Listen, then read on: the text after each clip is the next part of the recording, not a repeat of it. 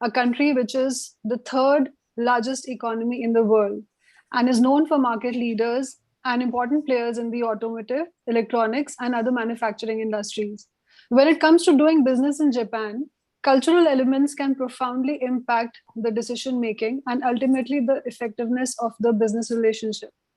So, to present a market and cultural overview of this country, we have invited Mr. Milind Karve. He's a vice president and industry solution executive manufacturing and high-tech industry at TCS Japan. In his present role, he leads a team of consultants, solution, and sales leaders for the manufacturing and high tech industry verticals in Japan to help customers achieve their growth agenda, enabling them to build, innovate, and master purpose led transformation. With an engineering background and postgraduate degree in management, Milinji has 3 decades of experience, starting with a decade long career as a SME in the manufacturing industry and later actively engaged in consulting and advisory services to global corporations across discrete manufacturing industry. Hello, Milinji. A warm welcome to you on behalf of the BMA team. Thanks for agreeing to conduct this session. Over to you now.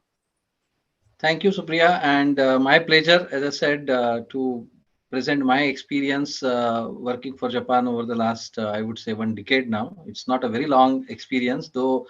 Of the 3 decades of experience that I've had, I think it's been the last 10 years that I have been more exposed to Japan and doing business in Japan for TCS. So I'm sure you all would take some learnings from here. You will probably be either having some experience of working in Japan, and I would really want to understand the profile of the participants, because if we can make it more interactive, it is going to be a learning for me as well. Because as I said, we need to be open to keep learning from others all the time. So and Supriya, thanks for that introduction. And as I said, I'm based out of Mumbai. Some of you probably would think that I'm out of Japan, but it is this last 2 years that I'm kind of not able to travel. Even today, as we speak, Japan still doesn't allow visitors. They have their own idea about how and when they would want to do it. As a matter of fact, the wave 3, while we say that it is in control here in most part of the world, I think Japan, we still see some traces of that. And as a result, they would probably review it end of February, whether they would allow visitors. But I think they still have very strict norms. So that actually takes me to Mumbai and glued to Mumbai for the last 2 years. But yes, I've been talking to, in my current role, to my team all the day. And as a result, keep updated about Japan. So it's all about that experiential learning. And for that, for me to make it more interesting and more interactive, I think I can see close to around 20 plus participants already there in the meeting. So what I would like to see, because as I see the participant joining in, I see someone having some Kaizen as a background, and some of you probably have some exposure to Japan. So what I would ask Vanindra is to run a quick poll, and that question is very simple. I want to understand how many of you have got some exposure. So what will happen is it will pop up a poll for you on your screen. You just pick up a choice, and then it will tell me how many of you have that exposure as a result. Only one answer, 3, 4. I can see that. Oh, it's live. Very good. 6. 2 of 6 is a good count. Makes my job more easy.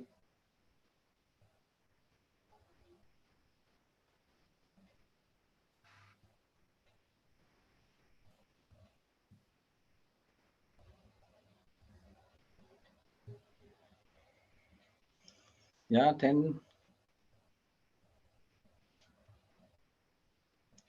So good participation appears to be from those who have some exposure of doing business in Japan.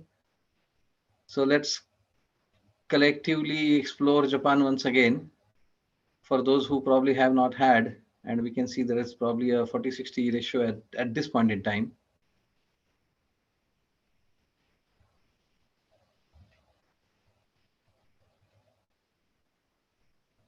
right? I think maybe a few more seconds as we see. And I'm sure if I really have an opportunity to run this poll again with a simple other question saying that how many of you are now interested to do business in Japan, I'm sure we'll get a more count.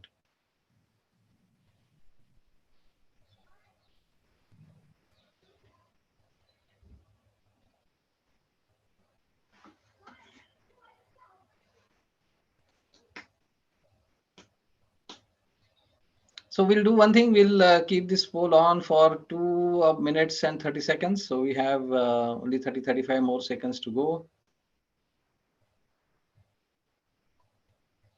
Those who have joined new, for them, I'm just saying we are conducting a poll here. We are quickly looking at answers from you, whether you have any exposure to Japan. I think we are pretty much at the same percentage as I see, maybe 35, 65.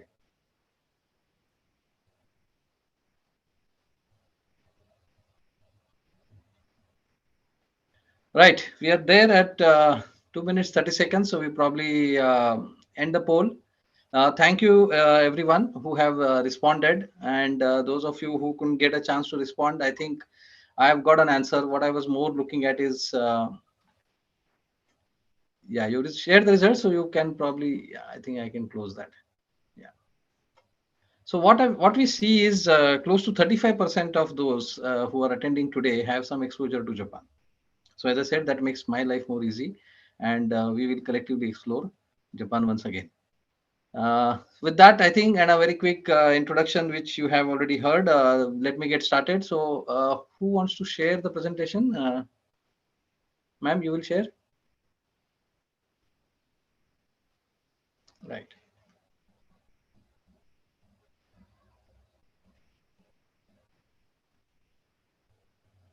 So so let's move on. So what I'm trying to do is trying to split this session into three key topics. One is let's talk about the country, because when it comes to Japan, we obviously need to know uh, some some statistics and some details about Japan as a country.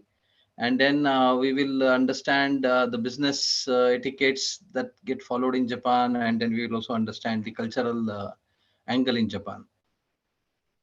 I'm probably running a little ahead of the slideshow because, ma'am, I'm not seeing the next slide, and secondly, it is not going into the slideshow mode as well.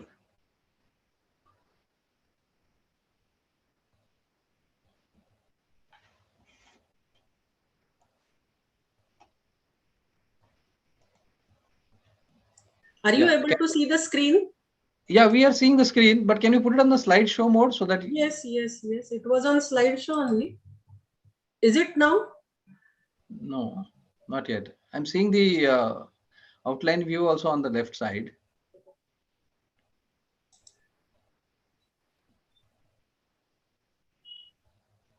Andrila? Or do you want me to do that?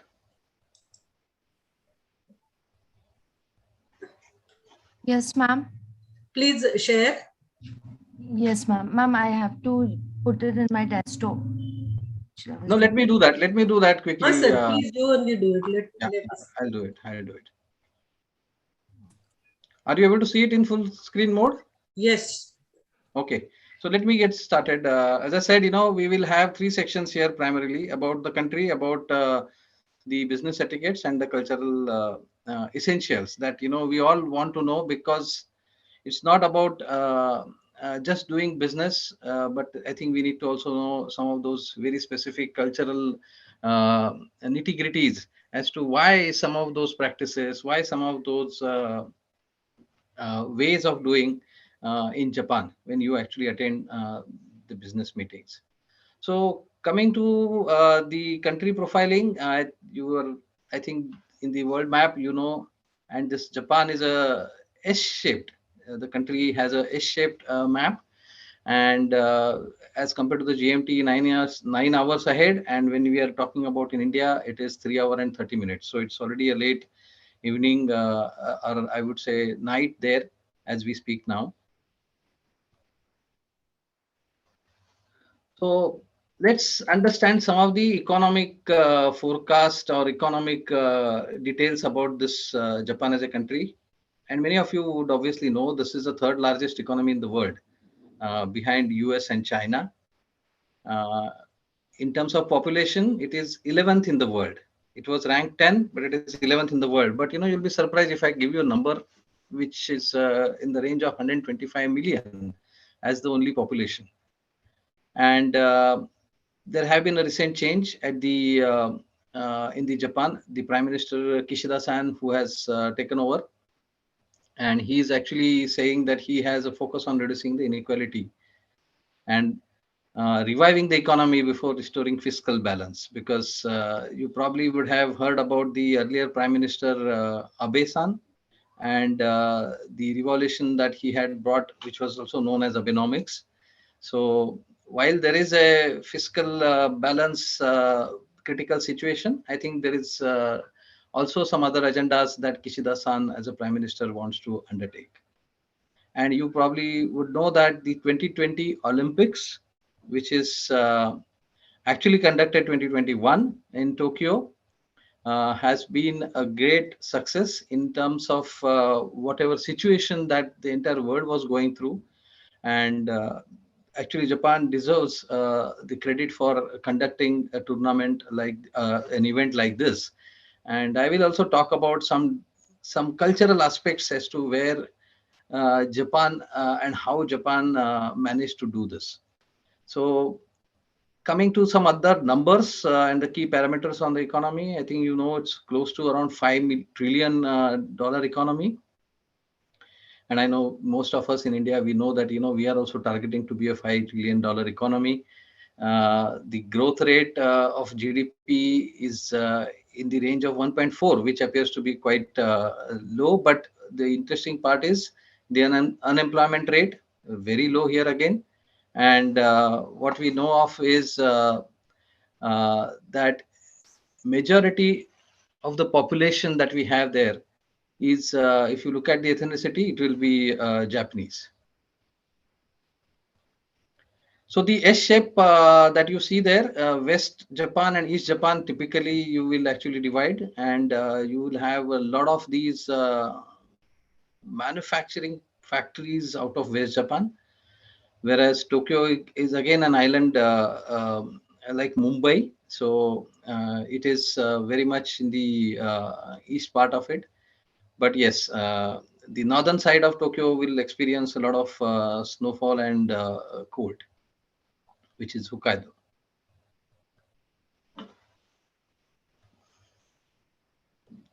So some other aspects about the economy, we are saying that the growth rate is actually targeted to be in the range of around 3%, and I think in FY23 they're looking at the economy to be of the size of $5.554 trillion.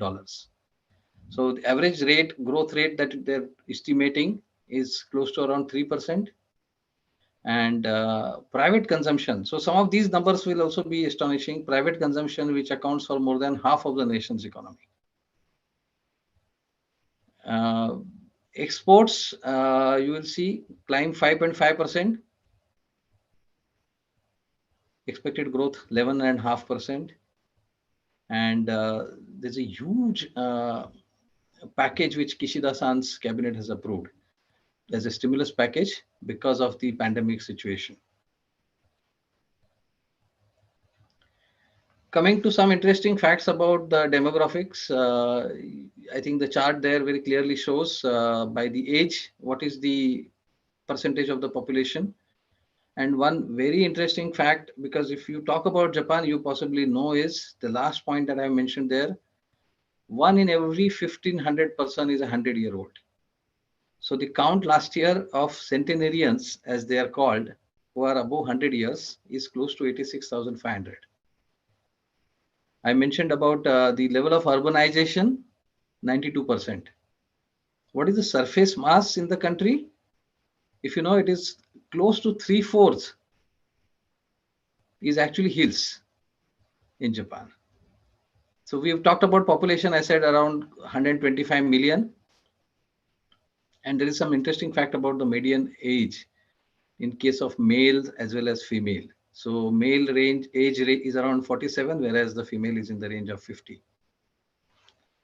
And I said that the 92% is the urban population, whereas close to 98% are the Japanese.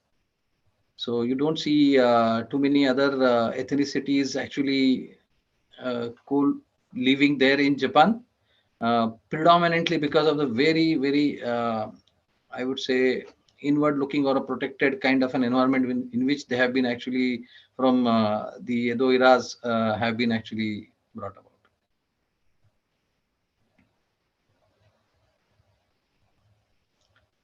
Some more statistics here. I said about employment rate, right, which is unemployment rate is the lowest. So that is that important statistics. There were 115 job openings for every 100 job seekers. So not very bad, if you really ask me. Labor shortage, yes. If you really look at doing business in Japan, which is what we are doing there in Japan, I think labor shortage is a major problem, and not the labor shortage, but what you'll see is the shortage of the skilled labors. There is a big mismatch because what has happened in this last 2 years of pandemic, while there is a lot of history here, but let's only focus on what happened in the last 2 years, and then we know that digital adoption has been on rise. And if doing business in Japan, those who have exposure will understand and appreciate what I'm trying to say. You still see red tapeism, you still see paperwork, you still have your own personal stamp. They call it as a hanko, and you need to actually stamp or put those hankos onto the documents, the transaction documents. They could be contracts, it could be legal document, it could be purchase order, it could be receipts. And we had one good experience of actually digitizing this entire Honko process or a Ringi process, which is a process of having a workflow. Because if you really, some of you have actually learned it in the management institutes, when you talk about Japan, I think a couple of facts come to your mind. One is a very hierarchical driven uh, structure in the corporates, and hence workflows where it has to be approved at all the different levels matters the most. And as I said, they use honkos, which are their personal seals on the document. Now, with the advent of this kind of a pandemic situation, everybody looking to do business remotely, I think there was an initiative at the Japan government level also called DX, digital transformation. And even government insisted that we need to make sure that we don't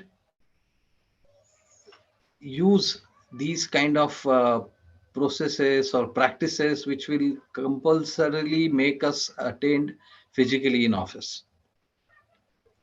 And so this is just one example of how this particular pandemic also has impacted.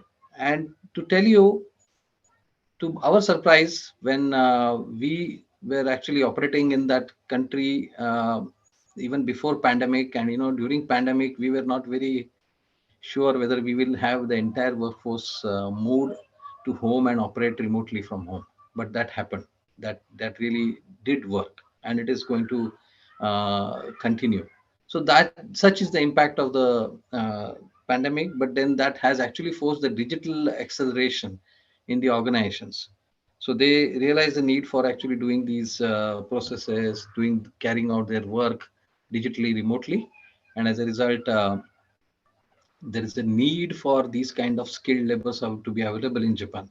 Because as I said, the country has probably sealed its borders, and there are not too many people skilled, I would say, white collared workers also traveling to the country to actually conduct these kind of businesses. So as a result, there is a huge mismatch in the skills. So that is, I would say, on the overall employment scenario when it comes to the new age digital skills.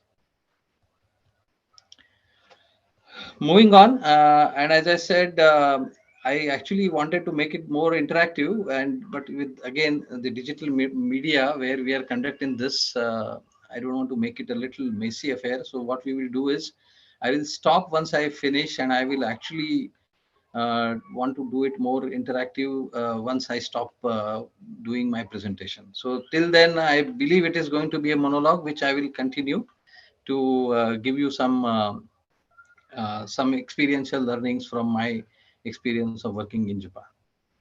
So, coming to the second topic on business etiquettes, let's start with a business meeting, because business meeting not necessarily meaning meeting in a formal setting, but I think in Japan it means that. So, let's see how actually they call by what are the salutations, what are the conventions, and how do they actually uh,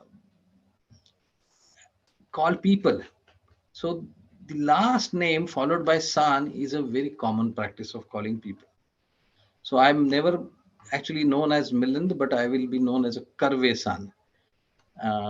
So which is your last name and then san, and that san salutation actually can be applied to even the name of a company. So if you're talking about Nissan, you can even say Nissan san. So it's a respect. If you want to give more respect for a very senior person on your customer side, I think you better use a word called sama.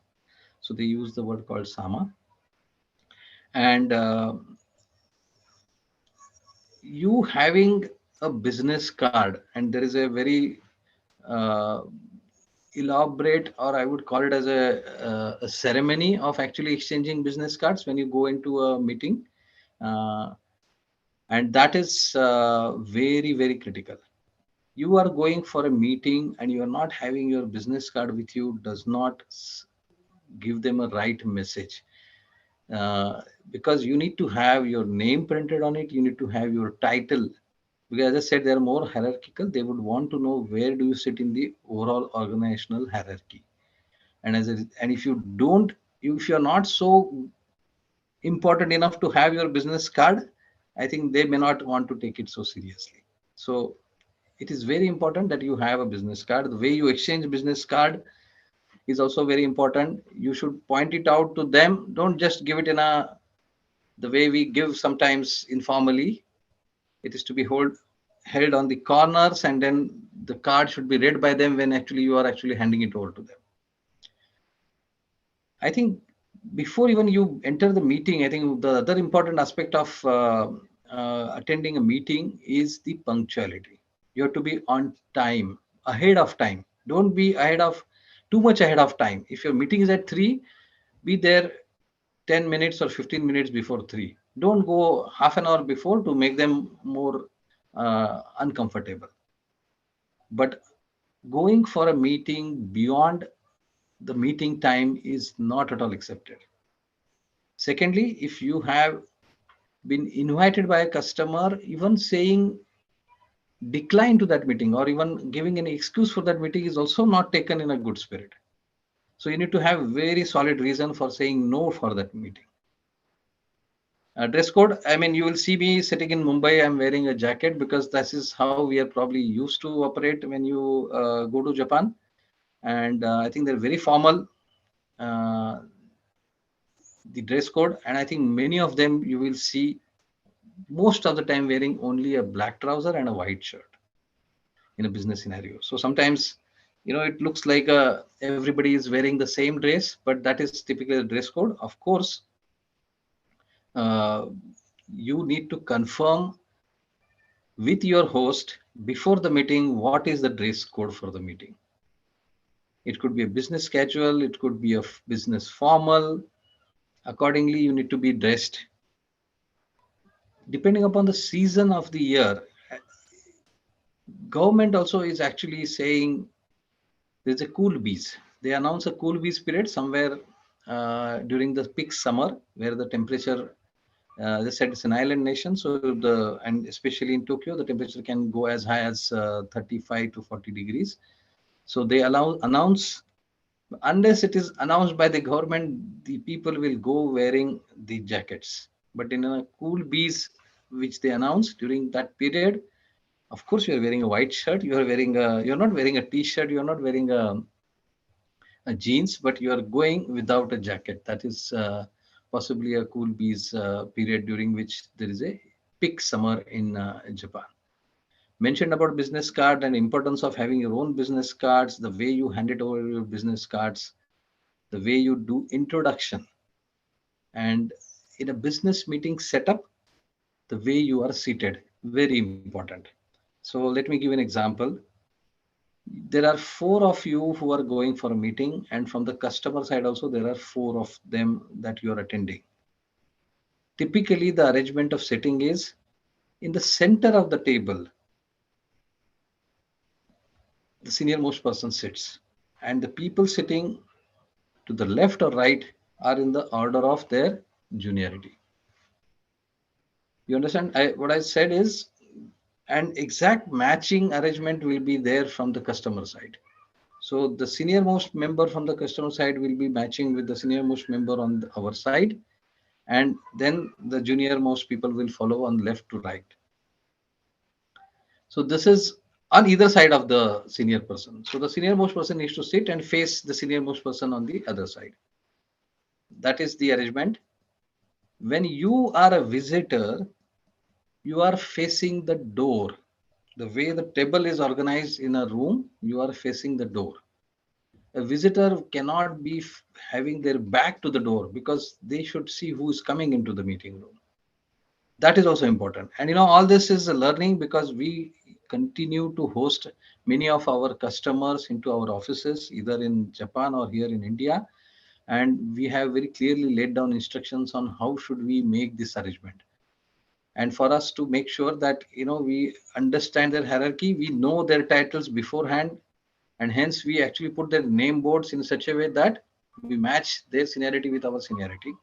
We make sure that they don't have their back to the door of the meeting room, but they have their face to the door, so they know who is entering, who is leaving. So these are very small details, but I just wanted to highlight, because again, as I said, we have learned it through all experience and being there. You're going for a meeting today. Is a age of remote meetings, but in a real life meeting situation, you're supposed to carry a collateral, which is what you're going to be presenting in a printed form for everybody who is attending the meeting from the customer side. I hope post pandemic the situation will possibly change, because each one of them would be having their own digital device, either a MacBook or an iPad or a laptop, and you probably could send them, and then they can look at it while you are also going to be presenting on a projector. But it is important that you hand over the collateral, either before the meeting starts, it is kept on the table, or after the meeting is over, you are actually giving it to them. So this is the sort of the etiquettes that are followed. Post meeting is over, the customer will actually come up to the elevator. Until the door of the elevator opens, you enter. They will bow down for you until the door closes, and you are also doing the same in the elevator. So they will make sure that they show you the way to the elevator, and then you are not confused, because the entire arrangement in the office of either customers or even some of our offices will be, there will be a floor where there will be meetings only, meeting rooms. What I mean is, so entire floor will be meeting rooms. So when you go to the reception, you would be directed to the right meeting room where your booking has been done for your meeting. So if the office building has, say it's a multi-story office, the top floor typically is actually occupied by the senior most management members. If there is an arrangement for having two different lifts to the office, there will be a lift which will go directly to the top floor. There will be a second lift which will go every floor. So, which is also very funny, but yes, if there is an arrangement, we do have in our own office where the floors about 10th, 11th, and 12th, we have a separate lift. It's a 12-story office building that we have, and then up to 12th there is a second, up to 10th rather, there is a second lift, which typically normally the other office goers actually will be using. There obviously will be a queue. You will not rush towards the door of the lift. You will allow the people in the lift to come out, then only you will go in. And I'm sure some of you must have seen those videos, how they actually do this even in the crowded metro or suburban trains. So I think there is some discussion I'm going to do about the transportation when it comes to living in Japan. But this is about the attending a meeting. And what I have not probably said to you is, I'm just looking at the time. Yes, we have time. So what I have not said to you is that I assume that the meeting is set, but to set up a meeting also, you need to be making sure you are actually checking everyone's availability.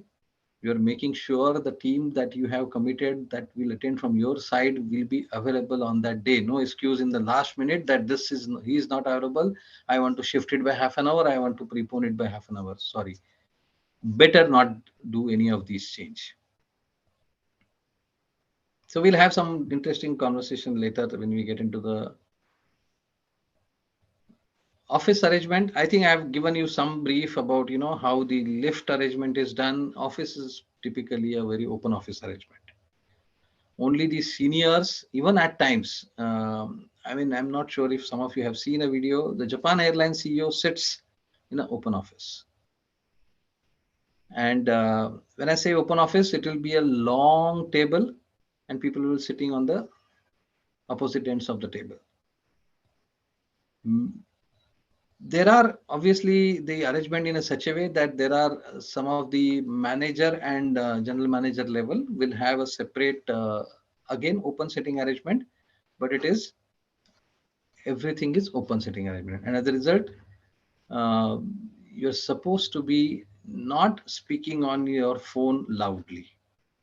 And another interesting observation or another interesting practice followed there is, as a matter of fact, from the time I land in Tokyo, my phone is in a silent mode. Be it a park, be it a public transportation, be it in office, be it in a restaurant, be it on a train traveling, your phone should not ring because it will cause disturbance to the others. So they're very mindful of how some of their acts will actually lead to disturbance to the people. And that is where they want to avoid. And one interesting fact about that is we all here in India, we knew about masks, but I think we all have been using masks only in the last 2 years. But in Japan, I have seen people have been using masks for so many years.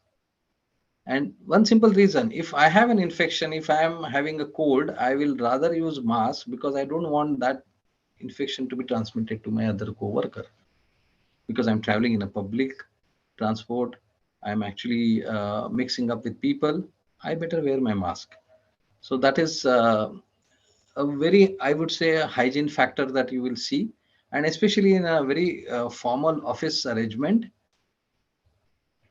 even if you have a slightest of doubt that you have a cold or you probably would sneeze or you would probably cough, better carry set of masks with you which you can wear. And I'm sure, I think post pandemic all of us are going to be wearing masks, even any part of the world that we go. So I think that I would say is, so we are Japan ready from that sense to go to Japan. Speaking on phone, I said you are not supposed to be putting your ringtone. So as a result, you need to be speaking not so loudly. There are designated lunch times, and as I said, you need to be in office on time. you will see people literally running to catch the time.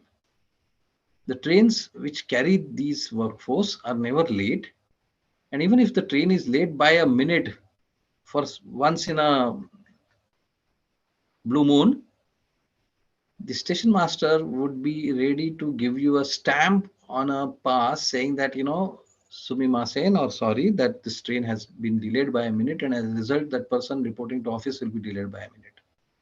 So that is the level of punctuality we are talking about for them. So obviously there is a lunch time, which is a designated lunch time, 12 p.m., 12:30, 1 p.m. The lights will be switched off, and you can have your lunch. Most of the Japanese actually go around the office to have their lunch. Office hours are typically 9 to 6, but I think you also, as I said, when you learned about Japan, you probably would have learned that these people work long hours. So there is a very very long day in Japan, and I'll come to a couple of terms which you will understand the seriousness of that kind of a long work that they do. And I'm sure some of you probably have heard of dinner party. I think it's very common for the senior member in the office to ask his co-workers or co-colleagues or his colleagues to go for a dinner post the office hours. And I think the very essential part of the dinner is obviously the drink, because that is also another very important part of their, I would say, diet, because which is more liquid diet. But yes, they definitely do that, and it's just not. They just don't stop at that one dinner and a drink with their supervisor or a boss who has actually asked them to go, but actually there is a second round also. So I'll tell about that. So this is as mark of a respect to the seniors. Not a single member in the office will leave the office until the senior leaves the office. He may have work, may not have work, and if he has a serious emergency and he needs to go, he will be so apologetic that he has to leave before his boss leaves. So this is again part of a culture. So that's why I said some tips around working in office in Japan, which is what we all have gone through a very hard way of learning. Though our office in Japan is very hybrid, where we have many of our own expats from India operating there. But yes, I think we need to be following some of the norms that they follow.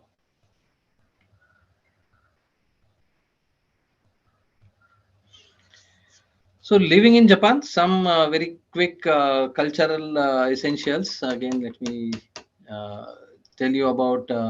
So I'm looking at the watch. Yeah, we have another 20 minutes. So maybe I'll try and finish it in 10 minutes. Housing. Japan, I've shown you the map. It's a very small country. As I said, 3/4 of Japan is a hilly region. So only the surface where these people live, operate, is only 1/4 of the overall land mass, and as a result, the houses are very small. And irrespective of houses being very small, they also have very big parks in each of the wards, public parks, very clean, very hygienic. In terms of you going there for a walk or you even going and taking a rest there. So public parks, social amenities are the roads, everything is spick and span. Transportation, I think a lot of people use public transportation because of the constraint on the space available. I think the car parking is also pretty expensive. Many of them cycle to the work. They obviously have such a great metro and a suburban train network that you don't even think of going and taking a car. Of course, there is a cab available.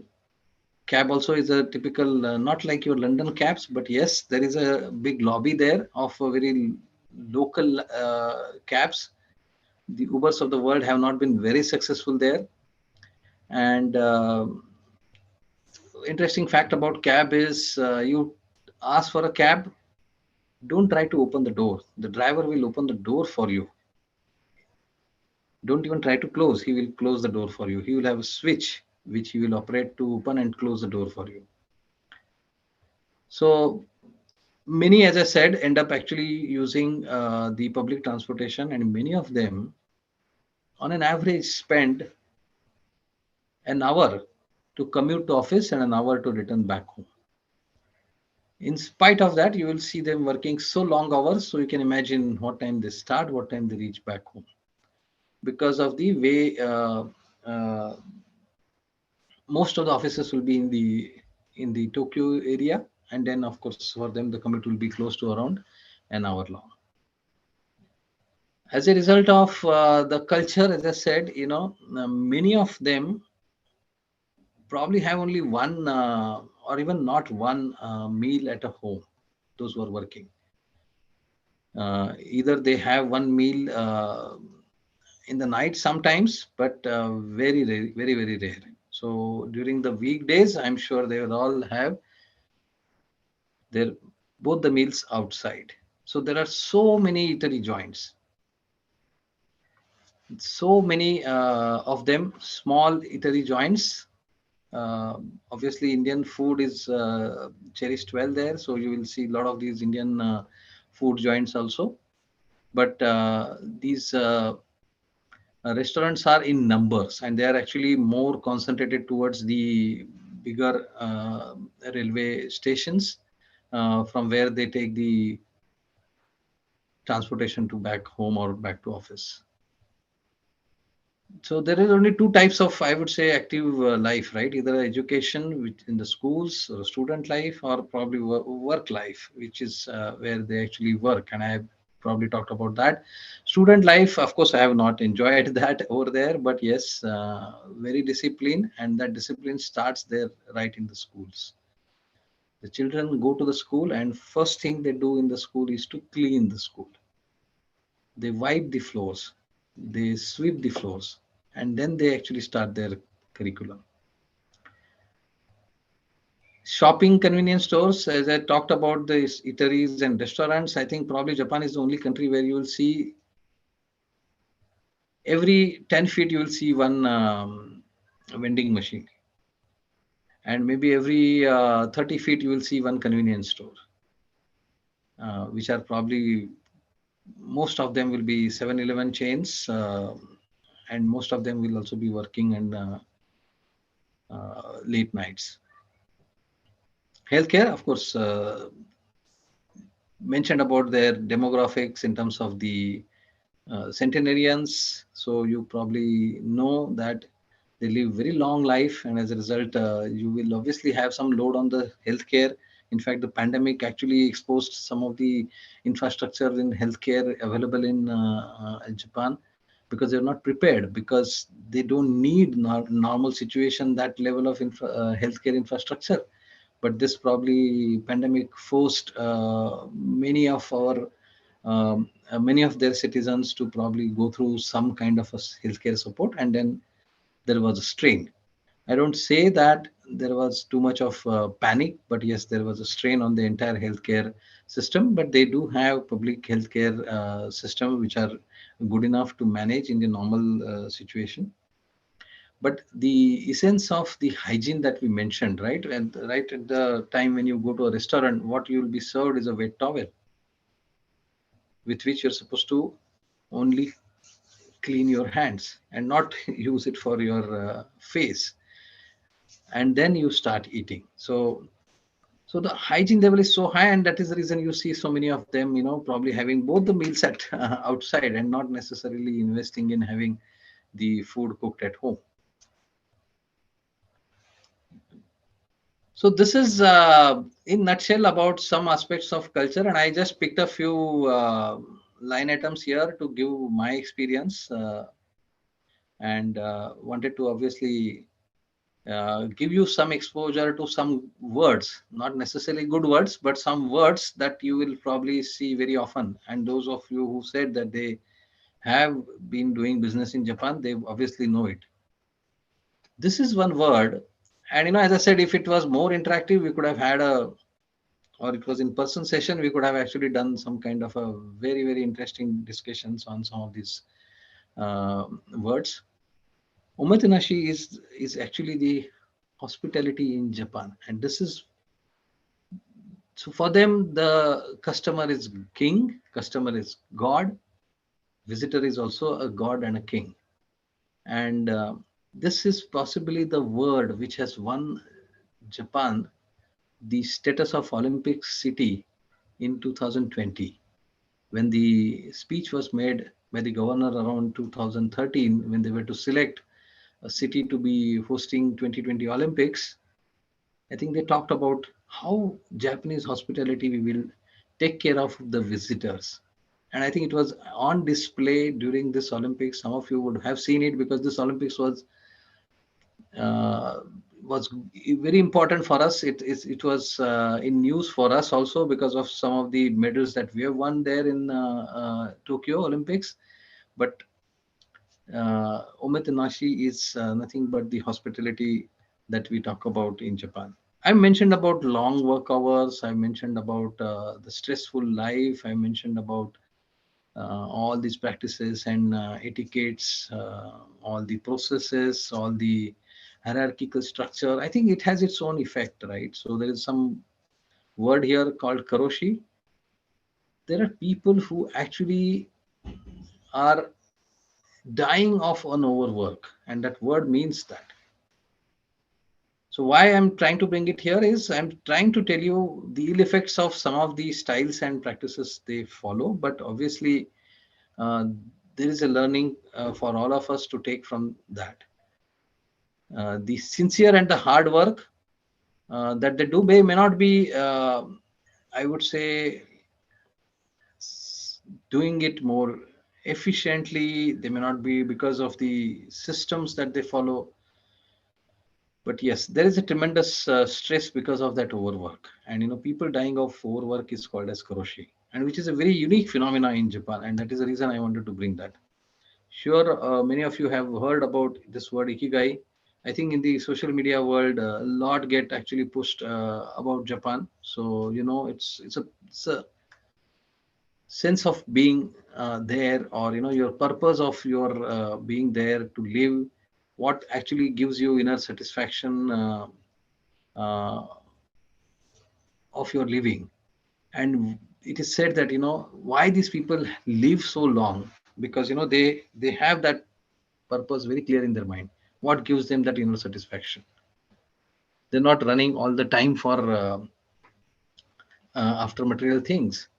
But if you have that practiced, possibly you will be the most happiest person. So I mentioned about the dinner parties post office hours, and of course dinner parties with your customers. I think that is the word we use for that, called as nominication. So which is very common, and I think it's when I say common, it's not common because it is practiced everywhere, but it is so common that it is possibly once or twice or thrice a week. Nijikai, I mentioned to you that there is a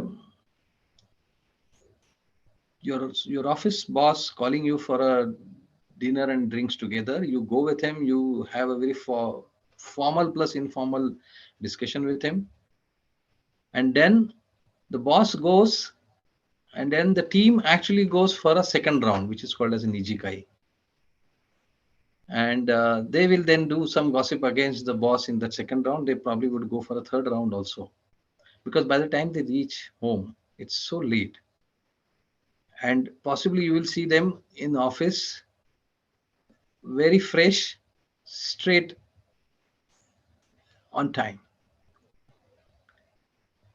And obviously the common words sumimasen, gomenasai, which are excuse, sorry, arigato gozaimasu, which is thank you. And with that last word, thank you, I want to stop and take some questions. I know I have 10 more minutes to go, and I have one slide, but I'll reserve that basis the questions. So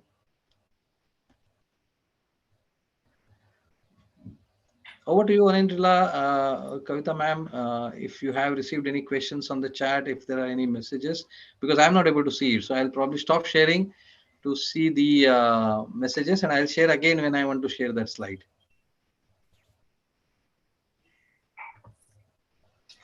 Karve-san, thank you very Yes, much thank you. for such an interesting cultural overview of Japan. So a poet once said that a traveler without observation is like a bird without wings. And if you're a Okay. business traveler in Japan, then you just cannot afford to not understand these cultural nuances because it will really cost you a lot. So thank you very much for sharing such an interesting overview. And now we're open for questions from the audience.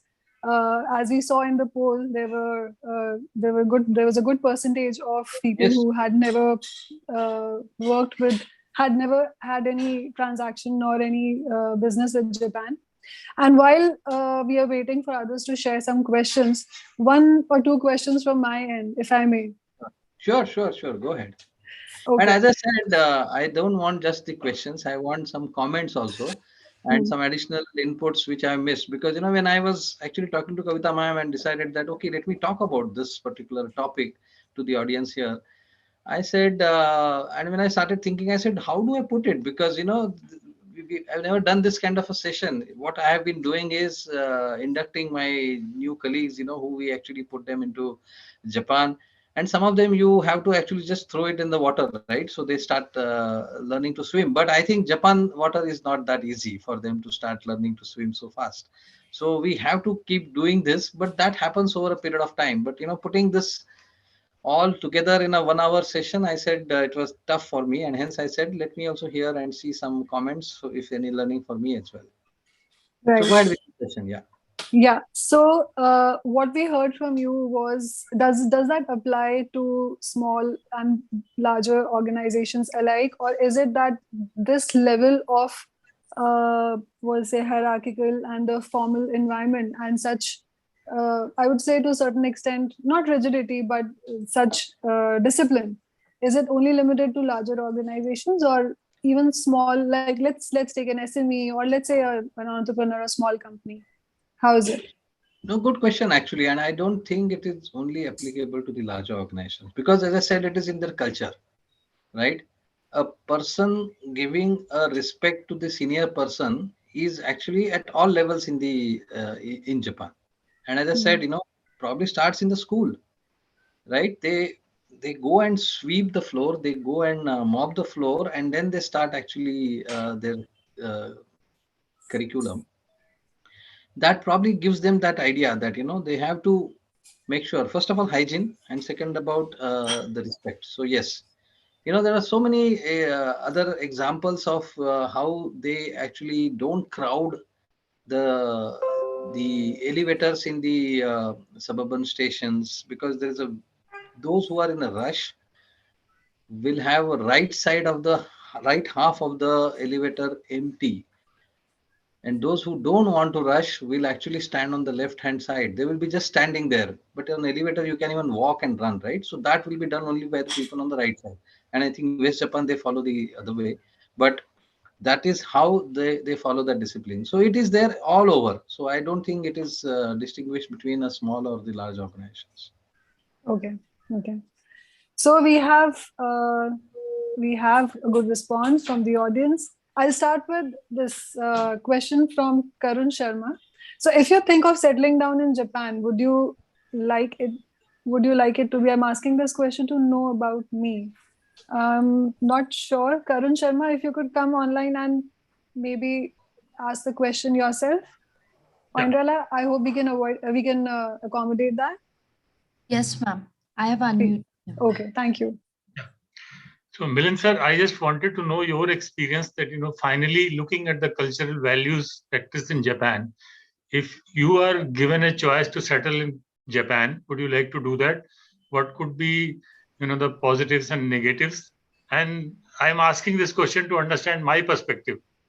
I'm very open to that, saying that if I need to settle down there, whether what would you like to suggest? Right, Karun. So individuals will have their preferences, right? So I'm in a life stage where I may not want to go and settle in Japan at this stage. But yes, if you are trying to pursue your career and you want to be staying in Japan, I think it is definitely a place to go and live there. Whether you would have a challenge on the language, yes, and you would definitely want to be at least having some level of conversation of Japanese language for you to be more comfortable there. I have lived there for 1.5 year in a stretch, but I don't think I have had any problem because of the language. But if you know the language, you will be more comfortable. But yes, this is a country where I'm seeing people are actually looking at that, the younger generation also, to go and settle. But many of them, what they do is they actually start learning Japan right from here in India. And I'm actually going to be talking about what is TCS's presence in Japan in one slide later. But I want to first understand the overall other questions. And as I said, we are open to have people come and work for us, provided some of them meet the criteria that we have. Correct.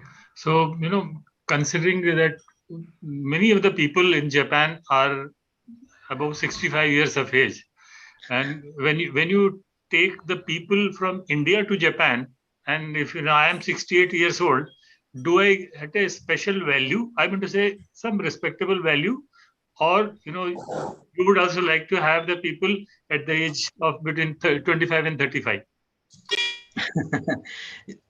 Right. So I think the industry that we operate is an industry of information technology where uh, it is an industry of young people, and the reason for that is simple. The technology is not constant; it keeps changing.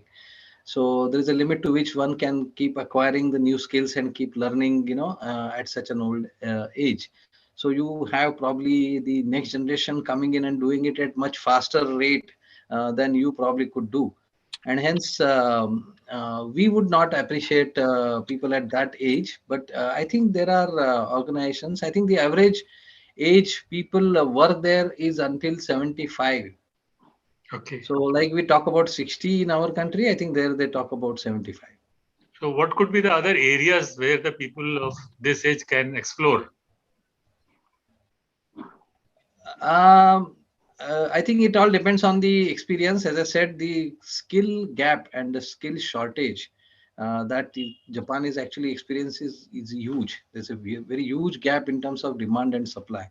So I think it all depends because the business environment there also operates on some amount of business partners that many of the organizations can engage, who are freelancers, who could actually add value based on their experience and then their age. So it is wide open depending upon those specific skills. But when it comes to Japan, Japan is known for technology. Japan is known for manufacturing and engineering, right? So all the world's top automotive OEMs are based out of Japan. You talk about Toyota, you talk about Nissan, Mitsubishi Motors Alliance, you talk about Suzuki Motors, you talk about Honda Motors. So it's all about manufacturing and high tech, which is high tech industries in Japan. Uh, so if you have those right skills, I think it is definitely. I actually support one Japanese organization in environmental management systems. So, Right. so I know that they are very, very far ahead than many of the world countries. So do they appreciate the people coming from these management systems related thing, or they have their own systems like Kaizen 5S, well known? Yeah, these are possibly very well known. In fact, what we have adopted is basis their frameworks or their concepts that they have followed right from shop floor, in terms of small group activities to, as you said, 5S and Kaizen, which are continuous improvement. So if you know those, they are definitely required for you to operate in Japan. But whether you will get a preference because you know them is a question. It's an individual discussion. Maybe Karun, we can probably take it offline and then let others also have some discussions. But I would definitely want to have chat with you. Thank you so much. I will do Thank it. you. Sure. There's a question, a couple of questions. I'll just club them. That because of the cultural, do you see any cultural change happening in future now that Japan is opening their borders because of the labor shortage? It has to happen. It has to happen, and it starts with opening the borders post this third wave variant also, right? Because if you see the world over, no country is actually closed the borders as long as Japan has. So, there are some questions coming in the minds of people. Are they still in that age-old era where, they are still not open to have people come in? These are only of late that we have been hearing in the social media chatter, but with some post by some CEOs of local Japanese companies, they are quite open. But they have realized that their growth within Japan is very much limited. So they only have to look beyond Japan for their growth. I'm talking about corporates. And as a result, they are actually open to people coming in from outside of Japan because they want to have those best practices learned from them, those benchmarks to be followed uh, based on their experience globally, and hence they would definitely want to welcome people. So I'm not talking about the current pandemic situation, but I think it is changing. The situation is changing. The Gen Y. So I'll give you a very interesting uh, experience. You know, when you talk about Japan, people work there for lifelong. When you say lifelong, probably they will retire. So if somebody is working in Toyota, maybe he would have never stepped out of Toyota city, which is the like in India we have Jamshedpur, we call it the Tata Nagar. So he would have never probably stepped out of Toyota city in West Japan because he will work in Toyota and he will probably retire in Toyota. So if that is the lifelong practice that they have of actually working for an organization, is it changing? Yes, in the next generation it is changing. And when we started our operations in Japan, we started wondering whether we will get any people to hire, if they are going to be sticking to their Japanese organizations. How do we hire them? Because otherwise, what will they see in us, right? So this young generation says that when we go and understand TCS, we look at TCS.com. Oh, I see that TCS is in US, TCS is in UK, TCS is all over the world. So they say we want to join you because if we join a Japanese corporation, we probably end up retiring there. We want to join you because you will take us outside of Japan. So that is the change in the young generation that we are seeing, and they obviously go outside of Japan for their education. Japanese won't need a visa to work in US or UK or any of these major, because Japanese passport, you probably would have heard, is the most I would say powerful passport, because they don't need visa to work in many of the countries, and as a result they go English speaking countries to go and learn the language, because they know if they don't want to be only working in Japan, they need to learn English as a language. So many of them actually learn in good colleges in UK and US. I see. And what is the scope for Indians, like business with Indians? Business with Indians in Japan, Indians, you're saying? yes, yes. Business with for Indians in Japan, right? For what is the scope for Indian businesses? As in, Oh, Indian when they, businesses there. yeah, Oh, yeah, yeah, yeah. very much there. Mm. And you know that, as I said, they also have realized their growth is outside of Japan. And you talk about Honda, you talk about Suzuki, you talk about Toyota. All these automotive companies are very much in India, and probably Japanese automakers probably have. Of course, Koreans are in India in terms of the volume, but then they also have a much larger share of the business. So Indians also businesses have a good market in Japan because of that kind of a collaboration and participation. And the industry, the service industry, especially the technology and IT that we are talking about, probably a huge unexplored market next after US. in terms of $125 billion, but very much unexplored. So I think that's where TCS has been there in the country for more than 28 years now. And it's just in the last 7 years that we have done a joint venture with a local Japanese company. I will talk about that slide later. Yeah, just before Okay. we. We have Mr. Rishi Jagmohan Singh.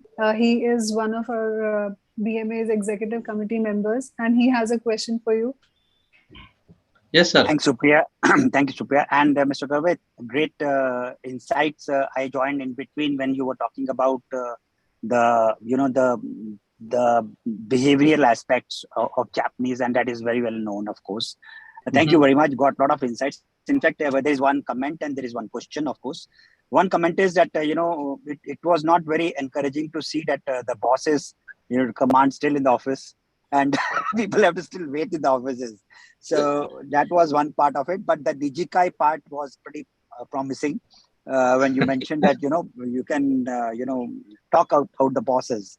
And one good point is that double edge, that is hygiene and humility was one thing which was standing apart for Japanese.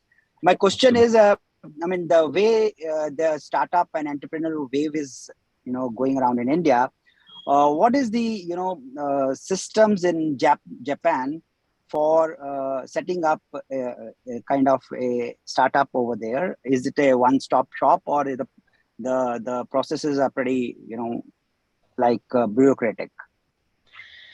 Yes, I think very interesting question, but let me first comment on your comment that you said about bosses. It is not about bosses saying that you stay till I stay in office. It happened with me. I one day was staying late in the office and I'm seeing everybody around there. So I went to them saying that all you have so much work. They said, no, unless you leave, will not leave. So that's where I learned that. So I said, no way. From tomorrow, you will not stay back. If once you finish your work, you may please go back. So it's not.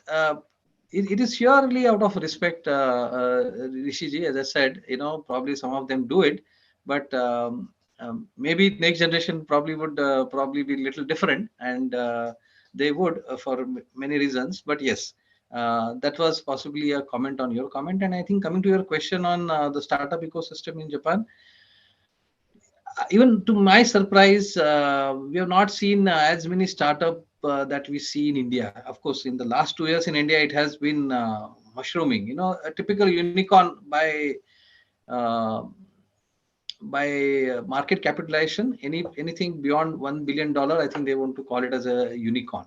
Not Yeah. too many there. Is it because of the processes? Is it because they have the ease of doing business in Japan is not good? I'm not very sure, but yes, there are not too many startups that we have seen, but yes, there are some. There are some, and at least close to uh, a few of them in the last 7 or 8 years that have mushroomed. But whether there is any one single stop shop, I'm sure it should be, because even I have seen cafes, there where uh, they allow people, of course, Starbucks and all these cafe, Costa Cafe, and all these are there. But then I have seen some in Tokyo. There are cafes where you can get together, you can exchange your ideas, you can present your ideas, and the people specifically come there to have discussions. So there is obviously an infrastructure and there is obviously an environment. But my experience also is that I've not seen so many startups. Maybe India, I think anything that comes to India gets commoditized, right, very fast. So probably the startup ecosystem also is commoditized in India. But yes, as compared to Yeah. India, less. But I think they should be okay.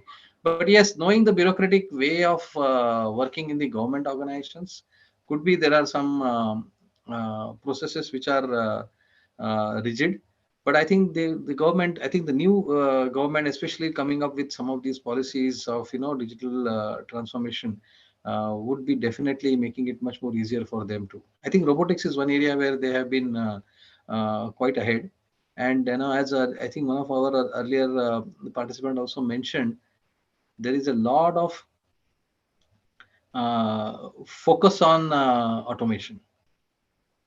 Okay. So robotics takes a lot of lead in terms of adoption and in terms of development also. Thank you so much. Thank you so much. That's a great insight from you. Right. Appreciate it. Thank you. And great session. Thank you very much once again. Thank you. Thanks, Supriya. Thank you. So there's one question which I think we should ask once you present your once you present your last slide, which you have reserved because it's Yeah. related to the corporate level opportunities. But before that, one last question I'd like to take from the audience is, as per you, which with so much discipline, hierarchy and sense of civility can be. So what's the most motivating factor to make them take a more favorable decision towards yourself? Is it like in general, what is the most favorable decision? For example, can it be the high road or the relationship? From my understanding, it's definitely not the high road attitude. But Yes. generally, what's the most what can give you a more favorable decision from the Oh, you mean opposite in parts? terms of, yeah, in terms of doing business? Yes, I think relationship obviously matters. And as I said, there is the decision making in the customer organization is more consensus driven. So you will not Okay. have one person making a decision. He may have a preference for you, but he will actually make sure that all his colleagues actually agree on that decision. So it's like that jury system that we used to have. So it is something similar to that. So no one person will make a decision, and it is more consensus driven. There is a word called Gemba, which is at the ground level or in the plant floor level. That typical word is used. So you go and build relationship at Gemba level, or which is at the ground level, or you go and build relationship at the senior most level. There's no guarantee that that relationship that you build only at one level lowest or one level highest will actually make you win. You need to be making relationship at all the levels, because the decision will be made by consensus. So this is very important, I think, and that's why I said, I probably did not strike me that I should have included this point, but yes, I think through questions I thought it is a good question. That's very interesting. So there's That's no very typical of Japan in Yeah. terms of decision making. It is consensus driven decision making, which is probably could be similar to your jury system. influence doesn't work much then. Yes. Okay, great. So over to you then. Let's Yes, have your slide. and let me correct. So I'm not going to be presenting any opportunities we have in TCS. I'm just going to be presenting what is TCS presence in Japan in a nutshell. And as I said, we are open because I know, sir, there are some participants who are students, so who are possibly the final year students, who could be first year students.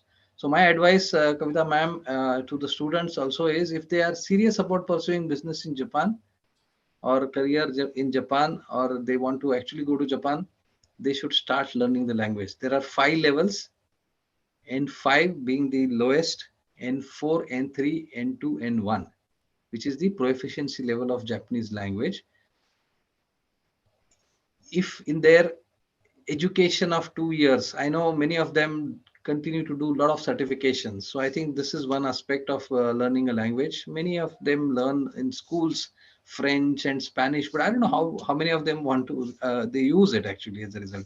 But if you want to really make a career here in this country, then you make sure that you learn this language right in your college. So if you pass out with N4, nothing like it, which is the second level, I would say. But N5 level is obviously the basic level where you are able to do some conversation in Japanese and understand the conversations with your counterpart. But N3 is also good, and N1 is the highest level of proficiency. And I don't think you can actually achieve that. There are people who have achieved it sitting here in India, but you will be more better doing this in Japan, because you will probably see and face Japanese all over that you go into the business. So let me share my slide.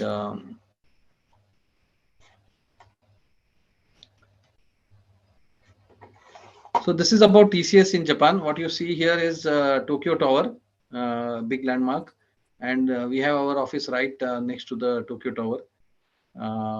As I said, we have in the last 7 years made a different Um, we have made a joint venture, so different arrangement of our operation there, which is a 66% TCS and 34% Mitsubishi Corporation. So this is the joint venture partner that we have. As I said, we are 28 years in Japan. We have 200 plus customers that we service in Japan. We have our delivery center in Tokyo, Nagoya and Osaka. Nagoya and Osaka are on the west side part of Japan. You've seen that a ship country. And as I said, we are 8,000 plus employees serving our customers in Japan. 3,200 employees, 600 bilingual associates, those who speak both Japanese and English. And we have listed some of our key customers. It is just a representation. There is a long list. And some of our key alliances from a technology perspective, some of the technologies which sell there, Microsoft, Amazon Web Services, Google Cloud Services, SAP from an ERP perspective.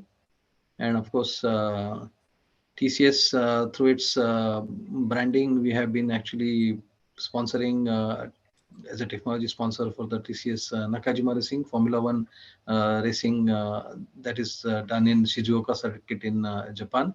And we also have some academic types there in the form of type with the University of Tokyo. So that is a quick snapshot of what is TCS presence. So I've talked about some numbers and I've talked about our vision of gateway to globalization, because as I said, there are customers in Japan who are looking to grow outside of Japan. And I think with partner like TCS who has operations globally, they would probably be better off being with us, because we can support them in Japan and also their growth aspirations outside of Japan. And we call it ourselves as a full service player, and we use hybrid delivery model. So we have teams out of Japan who follow and understand the local Japanese culture, who are local native Japanese, or those experts who speak the language, whereas we have a large offshore delivery center from where we service for the scale and the capacity that we can bring. So that's it about TCS, which I thought I should share with you here, because, and I left that as a last slide because that's not something what was on my agenda, but seeing some interest, I thought I should definitely talk about TCS in Japan. Thank you. In fact, you've already answered the last question that I had reserved for this regarding the opportunities that knowing this language can create at the corporate level also. In case if you want to add anything else, especially from the corporate recruitment perspective. Yeah, of course. As I said, if management institute graduate coming out with some level of proficiency, I think he would probably get a preference over somebody who doesn't have, because it makes sense to know the language when you want to work in Japan. So that is obviously given. And otherwise, also those who are possibly in their mid careers looking to probably change. I know there is a lot of sentiments about going outside of India. I don't know why, but yes, there is. And people are looking at various options outside of India. So Japan is possibly one of them that you could look at. But then do make sure that you have some basic learning of the language, and some of these what I mentioned about the processes, the practices, the etiquettes, the cultural nuances or dimensions are all available nowadays. I think at the click of a button, you can get access to any information in the world. So do go through that before you land in the country. Okay, and and if we have to find out some information about the cultural exchange programs between the two countries, India and Japan, then are there any official portals to look at? Yes, there are India Japan cooperation. In fact, I think as I said, many of these corporations have operations in India, the Japanese headquartered corporations, right? So there is a lot of that. Ministry of Industry and Trade Affairs also is actually promoting that collaboration and cooperation with India. And if you know, when Modi's son, our Prime Minister, visited Japan during Abe time, there was they share a very good bond. and that is primarily which is boosting the India and Japan cooperation. And there is definitely a lot of emphasis. So these organizations, these cooperations actually is actually making. So I don't have the reference ready handy here to share, but if you want to have those references, I will send out specifically later. Okay, But there is great. lot much which happens. There are these chapters which operate in India. There are these chapters for this cooperation which operate obviously in Japan, and there's a lot more available. That could be a And many good corporates, starting as I point. said, Yeah. yeah, and as I said, many corporates like us who obviously want to immerse candidates through this cultural orientation before we send them to Japan. And I think we all have our programs which are conducted regularly. Great. Thank you so much. It's been really interesting knowing uh, about the Japanese culture and the nuances. And thank you very much for answering all the queries. Also, I think we've covered everything, all the questions that our audience asked. Now, I request our president, Dr. Kavita Lagate, to please conclude the session and thank our guest speaker, Karve-san, and our audience. Over to you, ma'am. Thank you. Thank you, Supriya. And thank you, Milind Karve sir, for really very interesting session that you have given us. I think when we are talking about Indian corporations going abroad and making the impact all over the globe, I think these cultural dimensions will be of very much use. And we have seen every country, every civilization have their own ways of looking at it. And you very aptly have given us that how disciplined and how uh, uh, respectful the society is. And I am sure there will be many other thoughts that the audience may have. This will be available on our YouTube channel. So we can expect some young entrepreneurs, young executives will also have a look at this and understand that how Japanese are in the business and as well as in their social life. So a very great panoramic view you have given us from how Japanese society is. We know bits and pieces of their society as the aging population and the way in which they operate. But I think this first-hand information from you, who has made many interactions with the society and the people there, makes more sense to us. And thank you for accepting our invitation to come and speak to BMA. And I'm sure this will be an eye-opener. And I'm thinking that we should have a series where the targets that the country can have as a whole, nation can be targeting towards that.